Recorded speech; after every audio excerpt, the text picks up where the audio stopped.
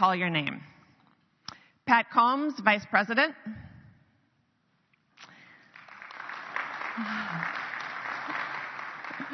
Jennifer St. Julian, Treasurer.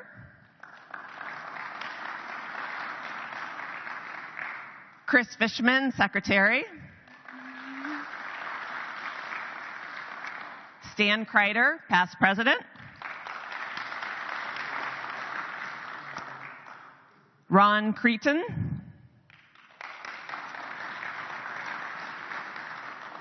Pete Haley. Mac McClelland. Andrew Miller. Dick O'Malley.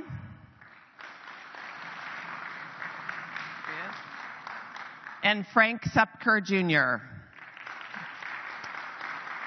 Don't think could join us this morning. Next, I would like to recognize our staff members. Please stand when I call your name.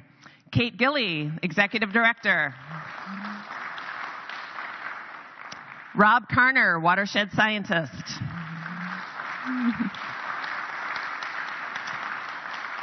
Joe Blondia, Assistant Watershed Scientist. Laura Wiesen, Assistant Watershed Biologist. Brian Stitt, Senior Boat Wash Manager. Sally Ann Morris, Administrative and Events Coordinator in the back. And Emily LeClaire, Communications Coordinator. They have each worked so hard to support the GLA and make it the strong organization that it is today, so thank you. I now call the business portion of our meeting to order. I'd like to thank Dick O'Malley for agreeing to serve as our parliamentarian. And Dick, could you stand again? Make you stand again. Thank you. And the following individuals for agreeing to serve as our inspectors. Many of them are out still in the lobby area. Judy Cheney, Sue Duttmers. If you're in the room, please stand. Monica Duttmers, Ann Gallagher, Barb Haley, Joy Kreider, and Janet Miller. Thank you. I am pleased to report that our membership overall has been growing. We have had, in 2025, we have 495 members, which was a 3% increase over 2024. As of July 7th, 295 of our members were eligible to vote based on our bylaws, requiring a quorum of 59 voting members to conduct business today at our 2026 meeting of record. Prior to this board meeting, I'm happy to say we met quorum with 80 votes online cast to approve the director slate of candidates. Having established a quorum, I will entertain a motion to approve the minutes from the 2025 annual meeting, which were presented online via our website and the formal invitation to this meeting. Can I have a motion? So moved. Second by Dick O'Malley. Did the parliamentarian catch the motion? Who gave the first motion? Mac McClelland. Thank you. All right. Is there any discussion or objection to the motion? All those in favor say aye. And all those opposed, no. The motion carries, and the motion is adopted. Before I present the new candidate slate, just wanted to take a moment to recognize two individuals. First up is Stan Kreider. Stan is rolling off the board this month after completing 7 years of service on the board. During that time, Stan served as Assistant Treasurer for 1 year, Treasurer for 2 years, Vice President for 1 year, and President for 2 years, and he is currently serving on the board as Past President for 1 year, and he is not done yet, because as he rolls off the board, he is transitioning to chair the nominating committee, and that is due to his role as past president once removed. So that's a lot. And as we thought about how to thank Stan and honor him appropriately, 3 themes kept surfacing. The first one is Stan is a consensus builder. He listens well, and he is a masterful conductor in leading a group to decision making. Stan provides wise counsel. He has the history and the foresight to provide that counsel not only to the board, but to the staff and to the community members, and we are grateful for that. Stan is kind-hearted. He is the first to step up. He volunteers for everything. And the question that I think will go down in the books for him asking most frequently is, how can I help? Stan and the board accomplished many things during his term, but I want to point out just a few of the highlights. The first thing is identifying and conducting a national search and hiring our first ever executive director, Kate Gilley. Thank you for that.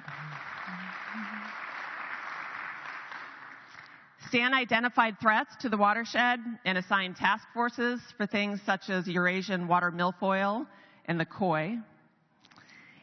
Stan also built strong relationships with many people, including the local townships, the tribe, and other lake associations in the area, and we will benefit from those relationships for years to come. Stan genuinely loves Glen Lake. That's why he does all of this, and we are very grateful for your service. Can you please come forward, and we'd like to share a token of our appreciation.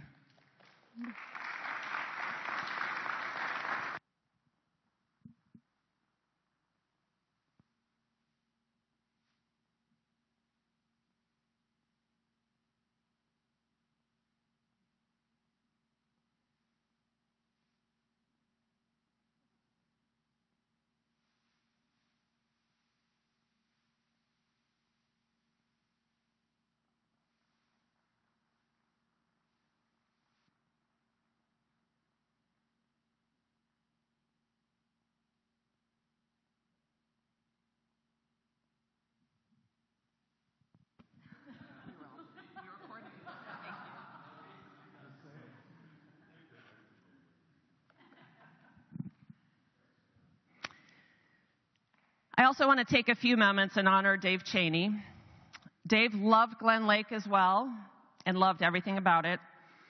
He was the third generation in his family to serve on the Glen Lake Association board. He served as the president of the board. Prior to that, he served as the treasurer for 1 year, and he served as the vice president for 2 years. He volunteered tirelessly for the GLA. He pitched in to open and close the boat wash. He recruited new members and donors, and he even covered for one 4th of July weekend when a boat wash employee had an emergency appendectomy. We're grateful to Dave for generously giving his time, talent, and treasure, and he is deeply missed. Let's give Dave a round of applause.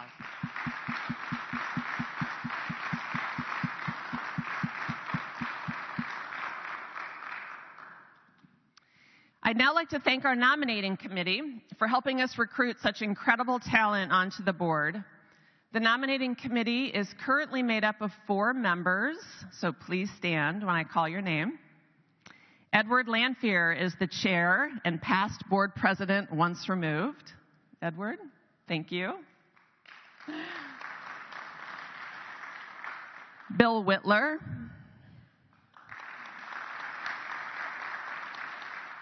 Diane Hamilton,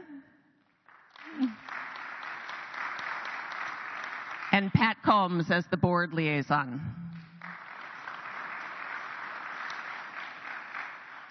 I would also like to thank the past members of the nominating committee, which are many of you in this room. Thank you for all of your service and for bringing so many talented people onto the board. And most recently, I want to especially recognize Jim Duttmers, who recently rolled off the nominating committee, but had a hand in all of the current board members on the board today. Thank you, Jim. Can you stand? Where's Jim?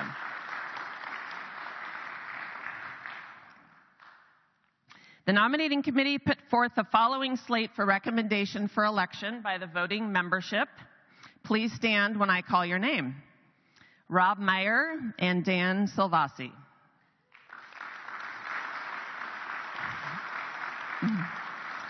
You may be seated. Rob has served as a captain on the GLA Water Level Committee and has done water quality, chlorophyll A, and phosphorus testing on Little Glen. Before retiring to Glen Lake, Rob enjoyed a career practicing environmental and land development law. Dan is currently a captain on the Water Level Committee. He is a retired physician and healthcare professional with extensive experience in anesthesiology, hospital leadership, and education. In addition, on the slate, we have current board members, Pat Combs and Pete Haley. I'll ask you two to stand again. Thank you. And current board members, Jennifer St. Julian and Chris Fishman. And can you two stand again?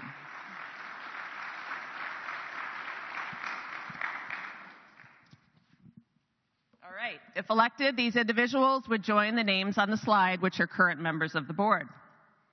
Association bylaws state that an affirmative vote of 20% of the members present in person or by proxy are entitled to vote at any annual meeting is required and has been met through electronic voting.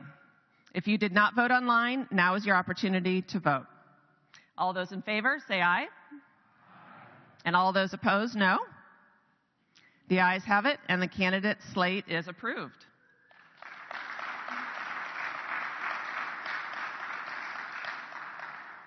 Thank you to the nominating committee and to the nominees for their willingness to serve, and congratulations to those elected. Now I'd like to introduce GLA Board Treasurer Jennifer St. Julian to present on the GLA's financial standing.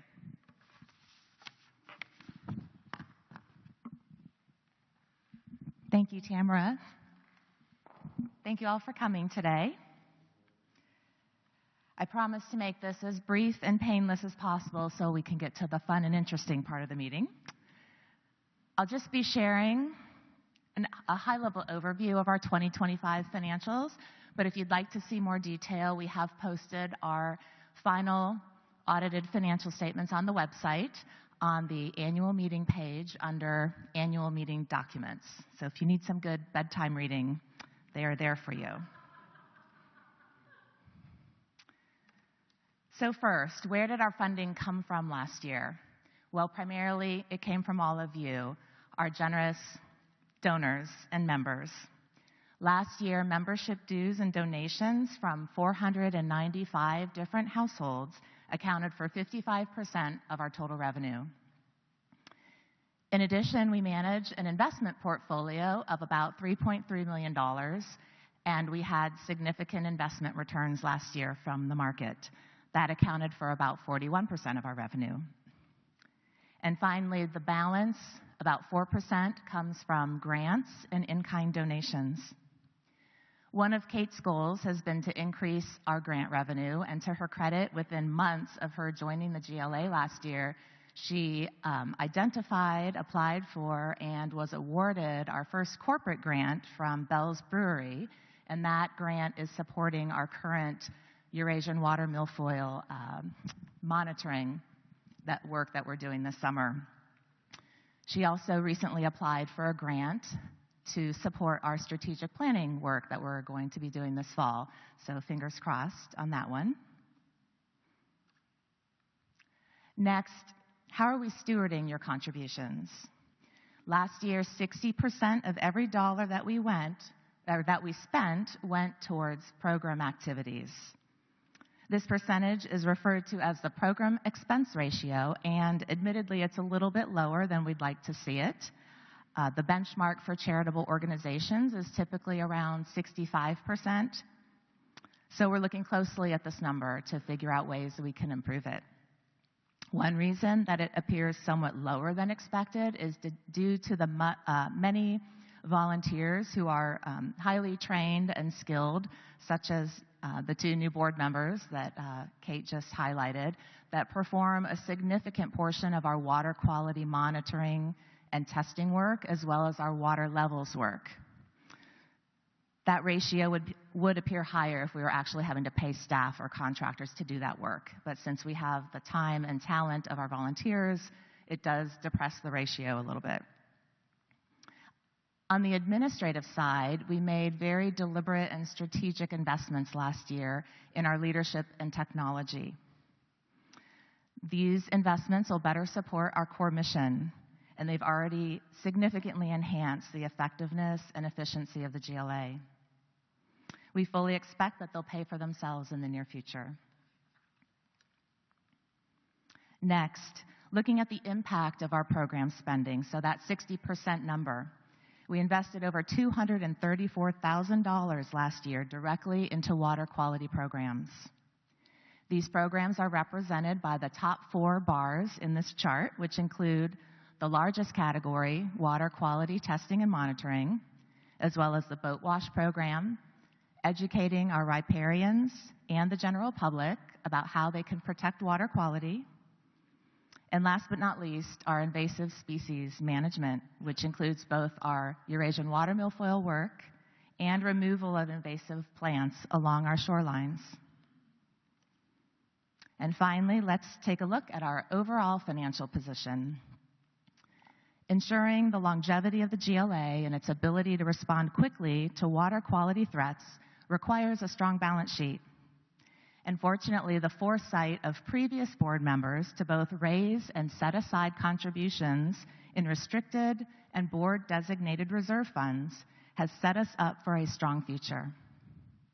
At the end of 2025, our total assets exceeded $3.5 million, which breaks down into $1.8 million in donor-restricted funds, which is primarily our boat wash endowment, $885,000 in our watershed reserve fund, which provides a small income stream each year and is available for any emergencies, and finally, $820,000 in our general fund. The general fund at the end of last year stood at just over 2 times our annual expenditures, which is a solid position to be in and ensures that we have access to the financial resources that we need in the short term. So with that, I'm going to hand the mic back to Tamara so that she can close the business portion of this meeting.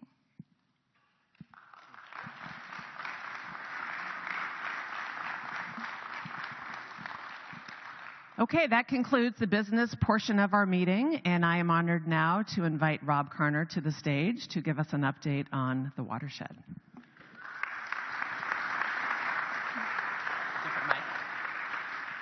I think I'm all set. Good morning. Thank you all for being here this morning. We really appreciate your participation. Hopefully this will be a learning experience for all of us. You know what? The watershed still has lessons to teach us. You think that when you listen to me, I know everything about the watershed. We're still learning.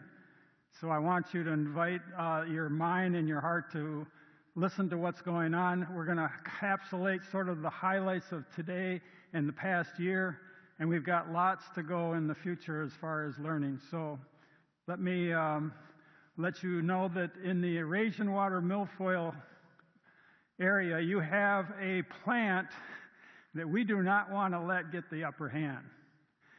So we have 4 colonies that we learned about in Little Glen Lake, and it is at the bottom of the lake. We have 4 colonies. We covered them in burlap last year. This year, July 1, we took a time to send divers down to see how the barriers were working. And so we got a report back that there's still some growth around the perimeter of the burlap. That's how dangerous this plant is, because you take away all the light, it dies under the barrier. So we took this opportunity to look at the barriers.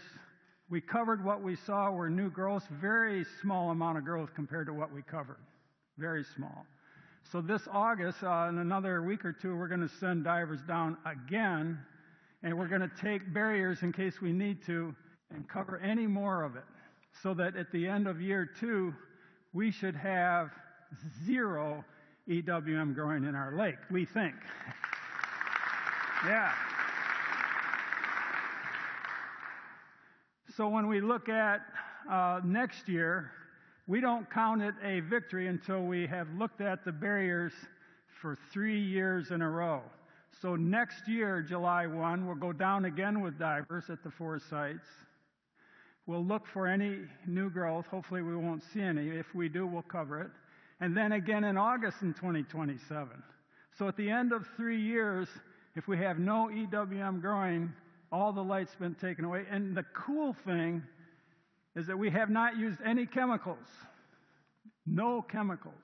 And we can thank the Grand Traverse Band for that kind of cooperation because they're the ones that are permitting this under their treaty rights. This is Austin. He graduated from Glen Lake High School. He's hoping to be a professional diver on oil rigs. So this guy really knows how to dive, and he does the best work you can imagine underwater. So we know gratitude to him. But you know what? We're dealing with the colonies that we knew we had, but we might have more. So this summer, we're going to have Dennis Wyan, who I want to have him stand up. Dennis, where are you? Dennis is a great guy. He's going to fly a pattern over Little Glen. We're going to look for more, and if we find any, we're going to mark it with a GPS. And we're going to go down next summer, and if we have any EWM, we're going to cover it again with new colonies and go through that 3-year cycle. So this is the grid pattern for doing what we call a lake-wide scan for what we call the targeted areas where EWM will tend to grow.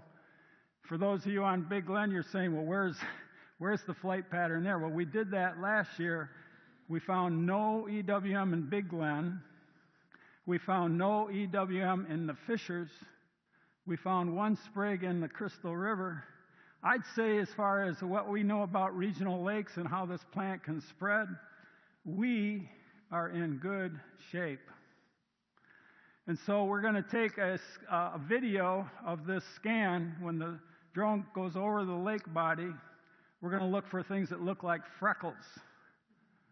And so you can see in that diagram, there is a freckle. And so what we're going to do is mark that with a GPS along with any other freckles where we think we need to take a closer look. And then we're going to send up an aerial drone, and we're going to dive down with an underwater drone. Leave no sprig behind. And we're really going to comb and get another set of video data, and then we're going to take a look at how that plays out and whether we need to do any more 3-year cycles of new colonies beyond the 4. So how's that sound? Pretty good? Yeah.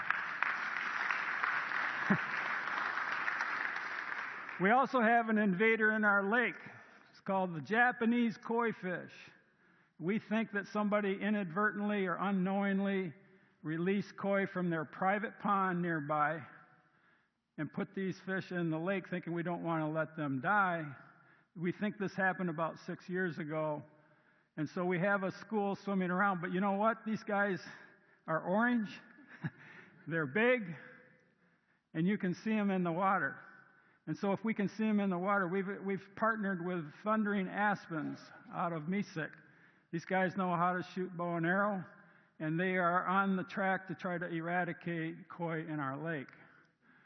We also partnered with Dennis once again. He did a flyover of where we think the koi like to hang out. This is where koi do their thing in the spring. They spawn, and they are in numbers, so we look for them. And this is the one koi that we got this year. So in the 3-year span, we probably did a pretty good sizable dent in the population. And I say that because we don't know for sure. The lake still has to teach us, right? The lake has to teach us how many more there are. And with all this looking that we do with EWM, and with all the people looking, we think that we don't have that many in our lake, and we're going to keep going after them, possibly as the new direction of the association moves into next year. But these are the pictures that we had in previous presentations. These are the guys that are in our lake. Yeah, this is the world record Japanese koi. It was taken out of our lake. We think that she probably had about 200,000 eggs in her belly. But we got her out before the eggs were released. And this thanks to Dick Corman and his family. Where's Dick? Is he here? How many of you know Dick Corman? He's a great guy. One of his relatives, I think it was his daughter, wasn't it? Got a video of our latest view of the koi that's in our lake. And if you can look hard at this image, it's got 2 or 3 common carp associated with the koi. But this one has been missed last year. We thought it was going to be hit this year. It didn't get in our sights. And so it's going to be in the lake again. We hope to get that particular fish out soon. And then I want to give you an update on the terrestrial invasives. Not all of our invasives are in the water. They're on land and they're near shore, and we don't want them to gain an upper hand. So these 4 or 5 plants are in our watershed, and we're marking them with survey work, and we're trying to dig them out. We're trying to do as much of that chemical-free, not trying to use herbicides. But we have some that have to have herbicide treatment. So this is what they look like left to right. We see the yellow iris, the purple loosestrife, the colt's foot, and the phragmites. We don't have a picture of tree of heaven. That's been found on the narrows on the south side, and so we're going to try to eradicate those over time. They're not as aggressive as some of these other plants, but we got our targets on them. This is a cool shot of the survey crew. My colleague Joe Blondia and Laurel Varan, they're the people who, and others, Emma, who do the work of going around slowly around the shoreline. And so thanks to Kate, we put up a banner in the boat that says who we are and what we're doing so that people don't think we're spying on the picnic table wondering what's for lunch. So I want to go into the major threats that we face as a watershed. They're not all the threats, but they're a sort of a snapshot of what we think is coming our way. One of the things that we'd like to think of as our water in Glen Lake and in the fissures and in the river is filtered, as opposed to unfiltered. When you think about drinking a glass of water, which would you rather have? Filtered, right? So when we think of filtering, what happens at the shoreline is the most critical part of our watershed when it comes to how we behave on the shoreline and what happens in the water. So we like to think that green belts and buffer strips and all of these natural shorelines is what helps take away from what we don't want in the water. We want it filtered. So these deep-rooted plants do a lot of things. They control erosion, they provide habitat for wildlife, and they are the key to doing things right around Glen Lake and to be lake-friendly. What we have done in our monitoring of the shoreline is that we've put pins on the map. These orange pins show places where we could do better. These are places where, and it looks like the whole shoreline is no greenbelt. That's not the case. In fact, when we look at how shoreline monitoring has happened in other lakes, Glen Lake rises to the very top of being the best lake in the region for having healthy greenbelts. But we can do more. We can be better than this. So the goal would be to show this same slide, same lake, and have 20% less of these pins showing up in 3 years. And maybe in 5 years, 10 years, we have a map that shows every shoreline is natural shoreline, and it's filtering the water, and we as a community are doing all we can to filter that lake. And here's an example of what I'm talking about. If I were to go around the shoreline and monitor, I would not put a pin here. And the reason why I wouldn't put a pin here is because there's a place between the water's edge and the shoreline where the deep-rooted plants can do what? Well, they can hold the soils. They can take up the things you don't want in the lake, like phosphorus. It can prevent the runoff. The runoff coming down that hill will get trapped by these plants, keeping the water filtered. You like that word, filtered? There's other threats. We all have septic systems that treat our wastewater. Every household generates wastewater. And you know what? We share the water. And when we share the water, we want nobody polluting the water in front of their shoreline, because that water that's going to get polluted is going to be shared with other people elsewhere. So the idea is to keep your septic systems well maintained, pumping that tank every 3 to 5 years, making sure that your drain fields might need inspection on a 3 to 5 year or 10-year basis. Don't just put the septic system as an out of sight, out of mind commodity. It's not. So we have to take care of it. You have to be careful how you treat it, and it's important in work. So back in 2018, we partnered with the University of Alberta, Canada, a guy by the name of Patrick Hannington, and with his molecular analysis of the water samples that we took. And these pins on this map show where we took water samples.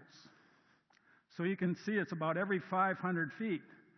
And the pins that are green, when we took the water sample and ran it through the metrics of molecular analysis, looking for a bacterium that we know only lives in the human gut tract.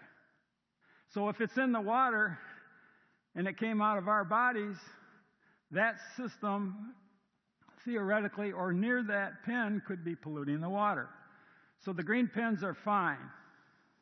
But the yellow pins show where we detected the influences of the septic field with the surface water. And the red pins are where we found the highest readings. This is also true on Little Glen, same concept. We monitored the water. We took these water samples. Most of them were pretty good. We had a few where we show septic influences.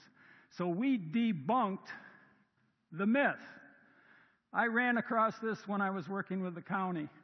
The commissioners felt like, hey, the water's good, it's fine, it's clear, I've been here 50 years, it looks good to me.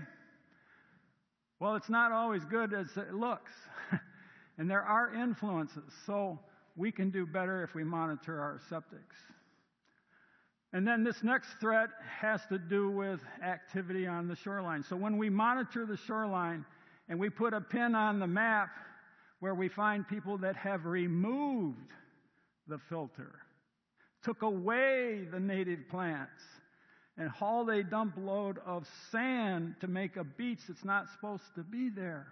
That's the kind of activity that, if we're good at doing progress in our watershed, we should be able to have a map like this be a map where when we come back 10, 20, 30 years from now, we don't have anybody doing that kind of work because it removes the filter. How many of you want filtered water? We all want that, right? So you got to do your part. Your neighbors have to do their part. And I probably could say safely, I'm preaching to the choir, maybe. I'm in church, right? I can say that. Another threat is erosion. Erosion is when soils move from the land into the water, in our case. We don't want that. Why don't we want soils moving into the water? As it washes into the water, it's because it carries with it things we don't want in the water. And it also, when the soils begin to make an area that's constantly eroded more shallow, sun comes and heats it up, it creates thermal pollution. So this is a map. I like these maps where I put pins, but for different reasons. This is where I marked where I saw erosion happening, where people need to put in some kind of bioengineering soil erosion practice so that when the rains come, the plants hold the soils, we don't have erosion. So the goal would be in 10, 15 years, we show this map and we don't have any white pins. Another threat is nutrient loading. Now we all know, and maybe we all don't know, I don't know this, but lakes need to have nutrients in it. It's for the health of the ecosystem. The problem is when we have nutrients that come in excess. In other words, more than the lake needs to function naturally. It's no different than you going to Thanksgiving dinner and overeating. It's not good. It's not good for the lake. It's not good for you.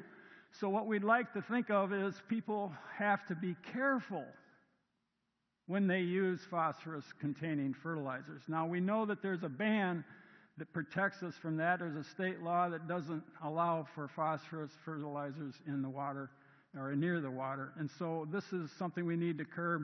And when you put phosphorus near the shoreline and it does get in the water, it creates unhealthy amounts of algae. Now, I don't want to put a bad rap on algae. I like algae. They're needed in the water systems. But to have too much of it, and then to mark it on a map where we found it being overgrowing, these pens are potential sites for where we could probably do better. And then we don't want this. This is a photograph of Lake Erie. An algal bloom made up of primarily a blue-green algae that we have in our lakes, but it doesn't get out of control because we don't have the excess nutrient loading. Because 60% of our green belting is holding back those nutrients, and we can do better. One of the things that I like to say is algae is not bad in and of itself, but overstimulated algae can be problematic, especially in Little Glen where we have the potential for harmful algal blooms. And this is a case where the algae releases in the water toxins that kill fish, make people sick, pets die.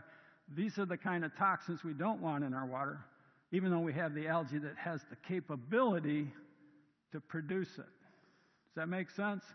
So we don't know why sometimes algae release the toxins in some water bodies and that same algae doesn't in some other water bodies. It's some of those things that we need to learn as we move forward. Another threat is new invasive species that we don't have yet. Here comes the boat wash to save the day. The boat wash team will tell, and Sally Ann, let's give her a big round of applause.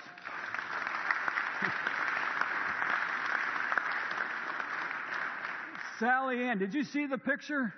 She pulled off a mass of EWM on a boat and trailer that came from Houghton Lake and was going to come into our lake and inoculate our lake with this terrible plant that we don't want. So she found it. She took it off the lake. We've got a picture of it. If you didn't see it, go on multimedia. No. What do you call it? Social media. Facebook. Multimedia. So these are the plants that we're looking for that we hope we don't find. I said that for 20 years about EWM. People see me snorkeling in the waters. They say, what are you looking for? I said, I'm looking for something I hope I don't find. Proving a negative, that's hard. Here's starry stonewort. We don't want it. Why? Because it overly aggressively takes over. Frogbit. This is a floating plant that we don't want. We have hydrilla. You talk about EWM being really bad. Hydrilla is like the worst. In fact, if the DNR finds out that we have hydrilla in our lake, as it has been found in a lake down near Benton Harbor, they will close down the lake. No boats in and out. They'll close it. They'll quarantine it. And for good reason. This plant can really be nasty. Oh, here we go. Take a deep breath. I know you all are suffering. I'm suffering. I get it really bad. I've learned how to sort of avoid it, minimize it, but I can't get rid of it. Swimmer's itch is part of life here at Glen Lake. It has been, and it probably always will. I wish we could say, let's move the magic wand over the lake. Or better yet, let's put a dome over it and heat it for the winter and then sell tickets. I don't know. Itch is caused by a transparent worm. It's microscopic. It's free living, or it's not free living. It's free floating. It's in multiple lakes, all of our lakes. It's not in Lake Michigan, by the way. It's not in Lake Michigan. You say, well, why could Glen Lake have it and Lake Michigan doesn't? It's because you need the combination of hosts for the parasite to cycle through. But we want to make sure that you not leave here today thinking that you can take up an old, antiquated practice of putting copper sulfate in the water to kill one of the hosts, the snails. Because if you do, number one, it's illegal, and number two, it doesn't work. It's been scientifically proven, and the state of Michigan, after seeing the results of the study that was done in a combination of Lake Leelanau and Glen, said, we are removing the permits from the books. So anybody that wants to get a permit like they used to put copper sulfate in the water, they will tell you, we can't issue the permit, it is illegal. We have mapping systems, though. If you want to report your cases, you can do that on swimmersitchinfo.org.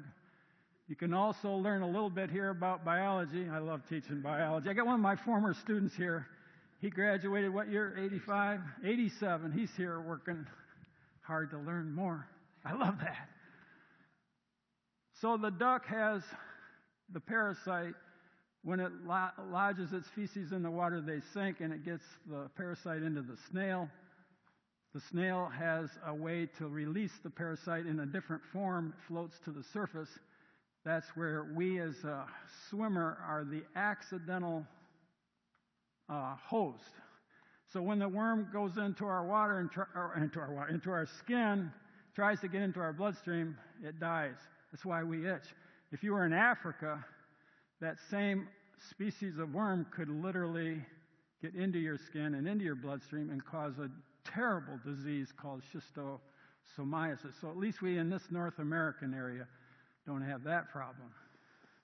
And then the recent research at the molecular level, where we looked at different types of parasites on the far right that can be released from snails, that we have a variety of itch-causing parasites, a variety.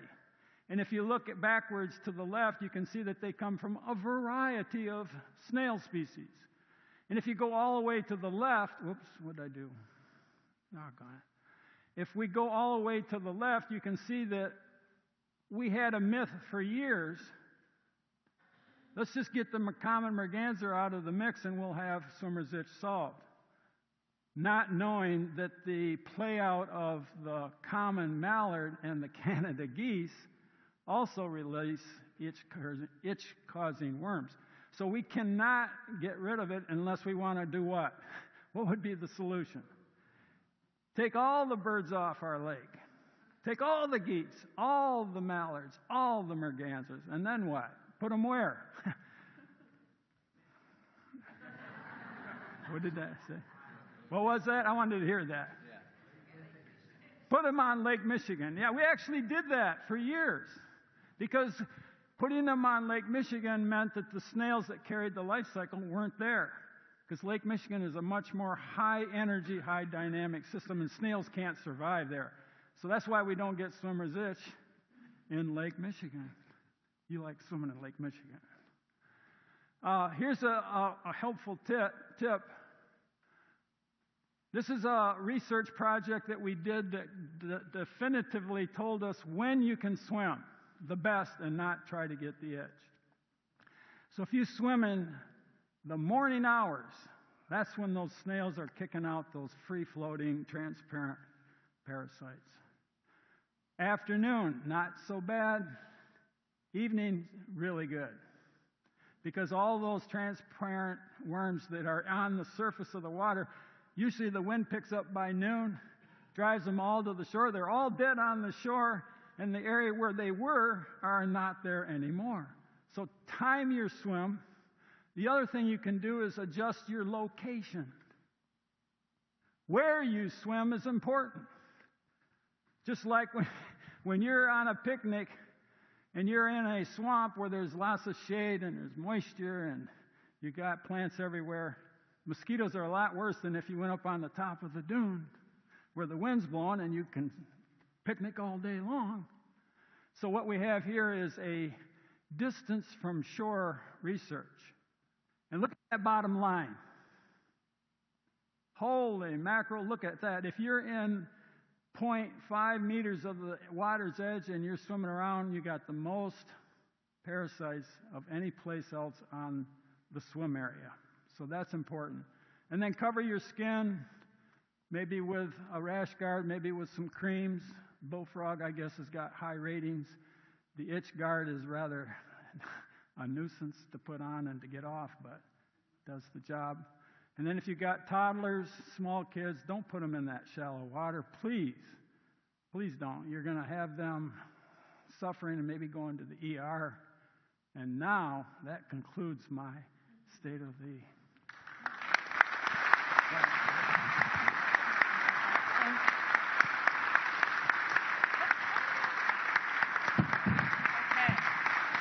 Thanks, Rob. I'm supposed to hand it over to Kate Gilley, not just have her pop up. So here we are. Kate Gilley, let's give her a big hand. Oh, thanks, Rob. All right, thank you, everyone. And thanks so much to Rob, who I know will hate what I'm about to do, but I want to acknowledge that this was Rob's last State of the Watershed address. So if we could give Rob one more big round of applause. Woo, woo, woo, woo.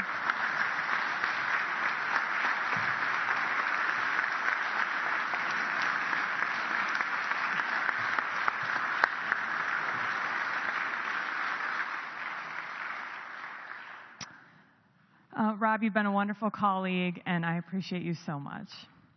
I have now been with the GLA for almost a year and a half, which is crazy to think about. Time flies, but I also feel like I've been here for so long because this community has done such a wonderful job of welcoming me in. I have an incredible board of directors in this room who've given me so much support. I have an incredible team who's in this room giving me support, and thank you to so many of you who've taken my phone calls, answered my questions, introduced me to other community members. I just feel so welcomed and appreciative of all of you. We have a wonderful community here at the GLA. I usually don't write down my remarks, but I had so much that I wanted to say that I have my little script here, so forgive me when I have to look at my notes. All right, the first thing I wanted to update all of you on is you may have heard, you may not have heard, but there are a few Michigan Senate bills that are moving through the Senate. And I just want to make sure that you are aware of them so that you can be informed and look up more information if you're so inclined. The first is Senate Bill 771, which would establish Michigan's first ever statewide septic code. As you all just heard from Rob, our septic systems can have an incredible impact on water quality. This bill would prioritize inspections for older systems beyond 20 years old and would have some routine 10-year inspections. It would define what considers a system septic failure, and it would allow the health department to inspect that. It would establish a technical advisory committee to help develop statewide standards and rules. It would also create a dedicated fund to support septic system updates and education. The second bill that I would like you all to be aware of is Senate Bill 812, which proposes updates to the boating regulations as they refer to wake boats. So there's research that does show that if wake boats are operated in too shallow of water or too close to the shoreline, they can disrupt the bottomlands or cause erosion. So that is how wake boats play a role in water quality. This bill would specifically define what a wake boat is. It would prohibit them operating in less than 20 feet of water, so think Little Glen Lake, and also within 500 feet of shorelines. It would also define enforcement mechanisms. As an organization dedicated to protecting water quality, we recognize that both of these bills could have important impacts on the watershed. But we also recognize that there is diverse and varying opinion of how we get to that end goal of protecting water quality. So if you would like to share your input, your thoughts, please reach out to your representatives and share your thoughts. All right. Next, I would like to look ahead. This year, I am thrilled to embark on a comprehensive strategic planning and visioning initiative with my board. We have secured All Ethos, who recently worked with Tart Trails on their strategic plan, and also the Traverse City Regional Community Foundation. We'll be working on this through the end of the year to create our vision and strategic plan for the next 5 years, so 2027 through 2031. As part of this process, we'll be building on the community survey that we did last year. To all of you who participated in that, thank you so much. It was very helpful.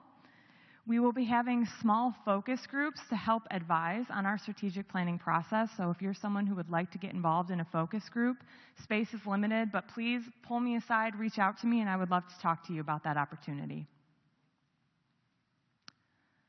Also, speaking of the future, I'm sure you've now heard that this is, after nearly 50 years of working with the Glen Lake Associations, Rob's last summer in the field. So, I'm very grateful to our board of directors for deciding, instead of pulling away from water quality, we're going to lean in and we're actually going to expand this role to a full-time, year-round watershed scientist and program manager position, which I am very excited about.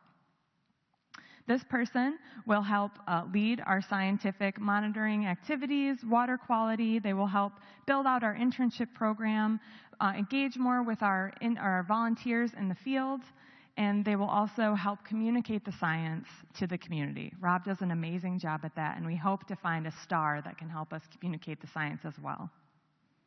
You'll see the posting go live in the first week of August, and I hope that all of you help us by sharing the posting.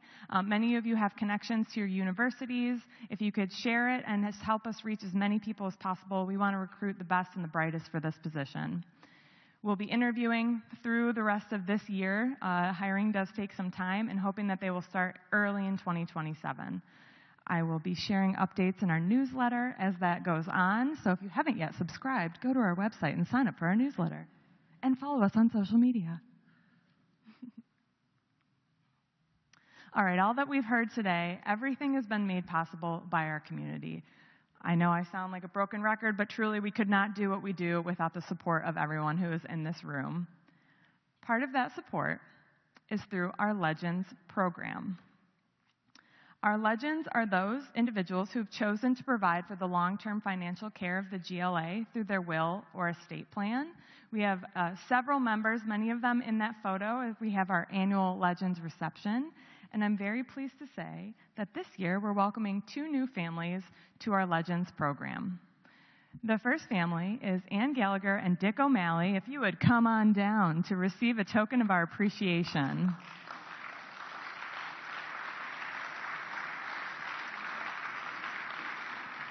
We're going to take a little photo. We'll do it as quickly as we can.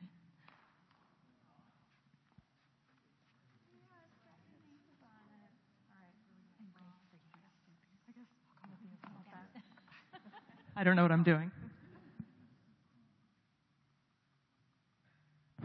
Okay. Oh, yeah, thank you. And thank you so much. Thank you. And our next family is our president, Tamara Cutler, and Jeff Cutler. If you please come on down. I don't know why I keep stepping up. Here we go. Welcome.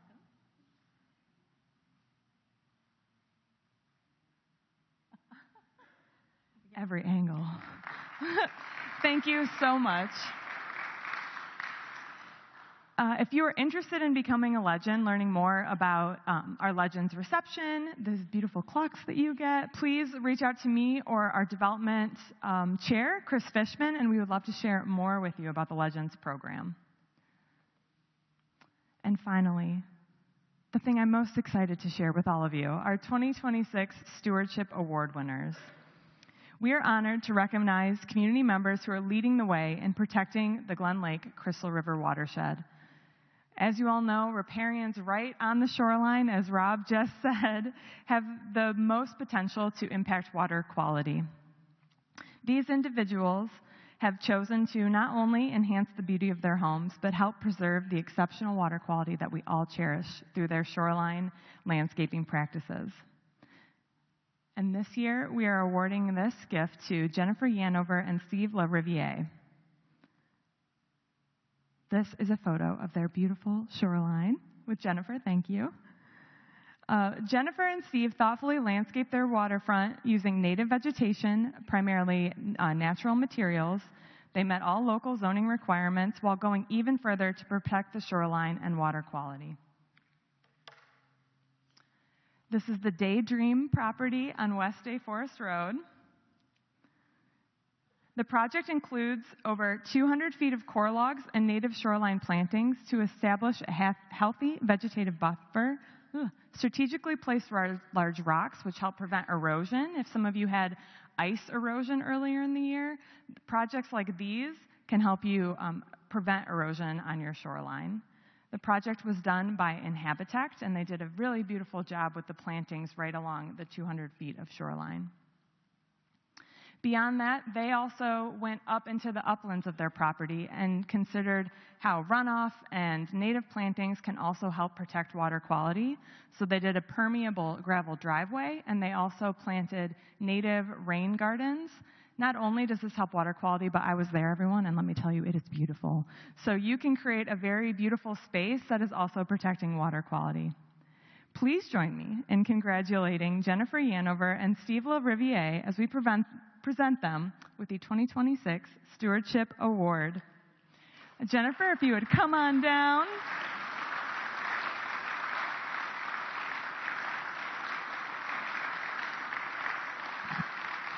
Thank you so much. Yeah, I know. All right, so we're going to give you all time. Thank you so much. You're going to get 2 little goodies, but we'll take a picture first. Thank you. And a water drop. Thank you.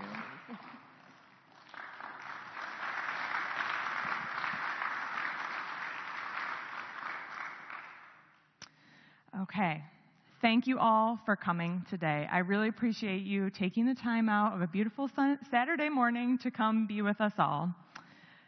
If you have any questions about anything that you heard today, we will be here between now and the reception. You can ask me, you can pull Rob aside, any of our board members. We are happy to answer your questions about anything we presented on, your random questions about water quality or a weird bug you saw. We will do our best to answer all of your questions. At this time, I would like to invite all of you to join us in the adjoining room for Rob's. He's raising his hand.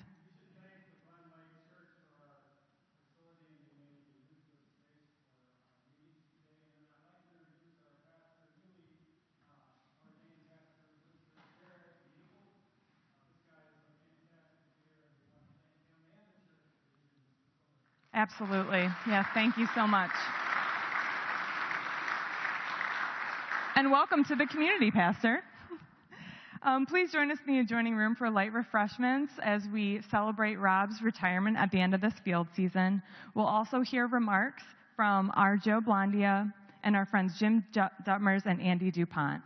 Thank you again, everyone, for coming, and that adjourns our meeting.